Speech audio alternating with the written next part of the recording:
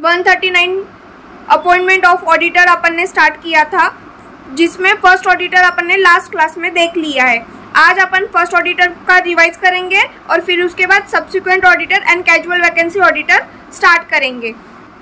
जो first auditor अपन ने देखा था उसमें अपन ने नॉन गवर्नमेंट कंपनी और गवर्नमेंट कंपनी के बारे में देखा था। नॉन गवर्नमेंट कंपनी 139(6), इसका अपॉइंटमेंट कौन करते हैं?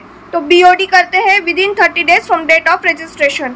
सपोज 1 जुलाई को मेरी कंपनी इनकॉर्पोरेट हुई है, रजिस्टर हुई है, तो 30 जुलाई तक मेरे को एक फर्स्ट ऑडिटर अपॉइंट करना पड़ेगा। तो फर्स्ट ऑडिटर कौन अपॉइंट करेगा? बीओडी अपॉइंट करेंगे within 30 days from date of registration. अगर बीओडी फेल हो जाते हैं तो वो मेंबर्स को इन्फॉर्म करेंगे और मेंबर्स अपॉइंट करेंगे within 19 days at EGM, extraordinary general meeting. इसका टेन्योर कब तक रहेगा? Till the conclusion of first AGM। अब गवर्नमेंट कंपनी में 139(7), फर्स्ट ऑडिटर अपॉइंट कौन करेंगे? जब भी गवर्नमेंट कंपनी का कंसेप्ट आएगा तब CAG अपॉइंट करेगा, controller auditor and general of. जब भी गवर्नमेंट कंपनी का कंसेप्ट आएगा तब CAG अपॉइंट करेंगे, controller and auditor general of India. कितने डेज में अपॉइंट करेंगे? Within 60 days from date of registration. Suppose 1 अगस्त को मेरी कंपनी रजिस्टर हुई है, तो 1 अगस्त सितंबर, तो 30 सितंबर तक वो अपॉइंट कर सकते हैं। CAG अपॉइंट करेंगे फर्स्ट ऑडिटर गवर्नमेंट कंपनी में। अगर CAG फेल हो जाता है तो फिर BOD अपॉइंट करेंगे विद इन नेक्स्ट 30 डेज। अगर CAG फेल हो जाते हैं तो BOD अपॉइंट करेंगे within next 30 days, BOD board of director. अगर BOD भी फेल हो जाते हैं तो फिर मेंबर्स अपॉइंट करेंगे विद इन नेक्स्ट 60 डेज। इसका भी जो टेन्योर रहेगा till the conclusion of first AGM। अपन वापस फर्स्ट ऑडिटर का कंसेप्ट देख लेते हैं। फर्स्ट ऑडिटर बोल तो कंपनी इनकॉर्पोरेट हुई है न्यूली और आपने को सबसे फर्स्ट ऑडिटर अपॉइंट करना है। तो नॉन गवर्नमेंट कंपनी में याद रखेंगे 139(6), BOD अपॉइंट करेंगे within 30 days from date of registration. अगर BOD फेल हो जाते हैं तो मेंबर्स अपॉइंट करेंगे within 19 days at EGM। और इसका कंक्लूजन टेन्योर कब तक रहेगा? Till the conclusion of first AGM। Government company में 139(7), CAG अपॉइंट करेंगे within 60 days from date of registration. अगर 60 डेज CAG फेल हो जाते हैं तो BOD अपॉइंट करेंगे विद इन नेक्स्ट 30 डेज, और BOD भी फेल हो जाते हैं तो मेंबर्स अपॉइंट करेंगे विद इन 60 डेज। इसको याद कैसे कर सकते हैं? Non government BOD 30 days, BOD ने अपॉइंट नहीं किया है तो मेंबर्स अपॉइंट करेंगे 90 डेज एट EGM और टेन्योर रहेगा till the conclusion of first AGM। Government company में CAG 60 days, BOD 30 days and members 60 days, और इसका भी टेन्योर रहेगा till the conclusion of first AGM। अभी तक अपन ने फर्स्ट ऑडिटर का कंसेप्ट रिवाइज कर लिया है। आज अपन न्यू कंसेप्ट स्टार्ट करेंगे, appointment of subsequent auditor. First auditor appoint हो चुका है, फिर उसके बाद अपन को सब्सिक्वेंट ऑडिटर, मतलब फर्स्ट ऑडिटर के बाद जो भी ऑडिटर अपॉइंट किया गया है उसको अपन सब्सिक्वेंट ऑडिटर बोलेंगे। First year, second year, third year, these are subsequent auditor.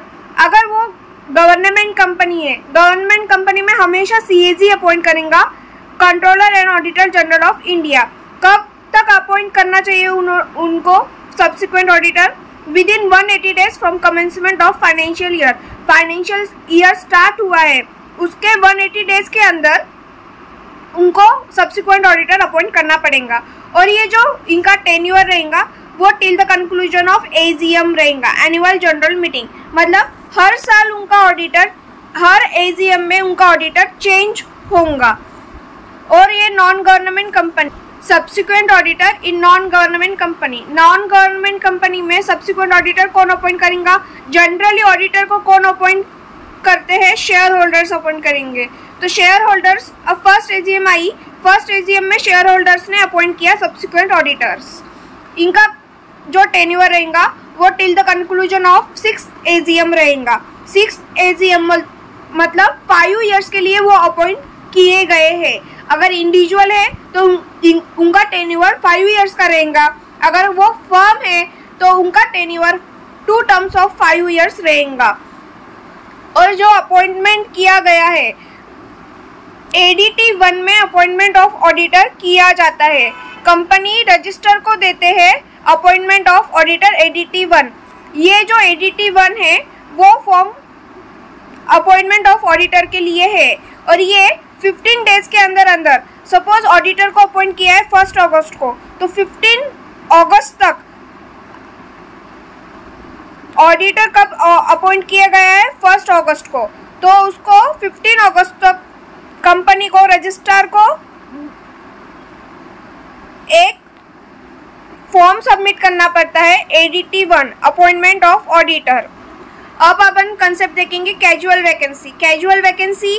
Casual vacancy का मतलब होता है कि कोई ऑडिटर अपने को टेन्योर के पहले ही छोड़ के चला गया है, तो उसकी जो वैकेंसी अराइज हुई है उसको कौन फिल करेगा।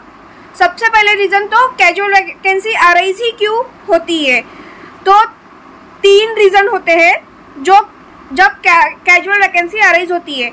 Death, resignation, disqualification. डेथ मतलब कोई ऑडिटर की डेथ हो चुकी है तब कैजुअल वैकेंसी अराइज हो सकती है। रिजाइनेशन, अगर ऑडिटर ने रिजाइन कर दिया है तब कैजुअल वैकेंसी अराइज हो सकती है। या फिर डिस्क्वालिफिकेशन, अगर वो डिस्क्वालिफाइड हो चुका है, सपोज कोई ऑडिटर है उसने शेयर्स होल्ड कर दिए कंपनी के, तभी भी वो डिस्क्वालिफाइड हो चुका है, या फिर उसका टेन्योर ही खत्म हो चुका है, तब भी कैजुअल वैकेंसी अराइज हो सकती है डिस्क्वालिफिकेशन के वजह से, वो डिस्क्वालिफाइड हो चुका है अब। तो non government company, government company. Non government company, casual vacancy arise हुई है नॉन गवर्नमेंट कंपनी में, तो BOD अपॉइंट करेंगे विद इन 30 डेज। वो जो वैकेंसी है उसको फिल कौन करेगा, BOD करेगा, board of director, with in 30 days. अगर रिजाइनेशन का केस है, केस है तो ये स्पेशल केस है, जो शेयर होल्डर्स को पता चलना चाहिए कि ऑडिटर ने रिजाइन क्यों किया है, तो रिजाइनेशन रहा तो वहाँ पे स्पेशल केस रहेगा।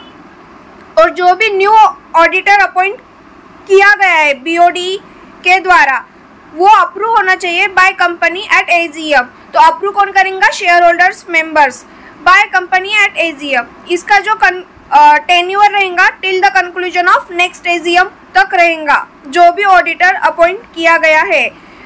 गवर्नमेंट कंपनी में जब भी गवर्नमेंट कंपनी का केस आएगा तब CAG, controller and auditor general of India, within 30 days CAG appoint करेंगे विद इन 30 डेज। अगर CAG फेल हो जाते हैं तो BOD अपॉइंट करेंगे within next 30 days. Government company में कौन अपॉइंट करेंगे, CAG विद इन 30 डेज। अगर CAG फेल हो जाते हैं तो फिर BOD अपॉइंट करेंगे विद इन नेक्स्ट 30 डेज। ये हो गया कैजुअल वैकेंसी का केस।